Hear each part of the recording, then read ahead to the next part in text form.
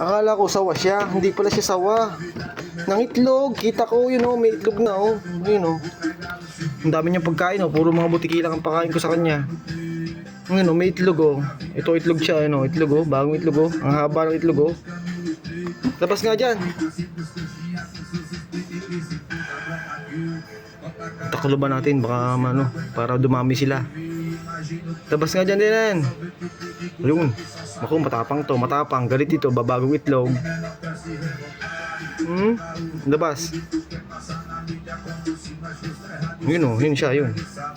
Labas dyan din. Yun o, yun na, siya na, nalabas na. Pero may itlog na siya, yun o, may itlog na, yun o. Kanyang itlog o, yun o. Labas din. Ito yung kanyang bahay. Hindi pala ito lalaki, tamang-tama, maganda nga lang itong pampet. Wala, gusto niya lagi sa ilalim. Pero may itlog na siya, yan o, may itlog na siya, yan, ang ganyang itlog o. Yan, itlog o, mahaba. Matigas na parang sa shell, ayan o. Ito itlog, pakain ko sa kanya, itlog na kanya kinakain.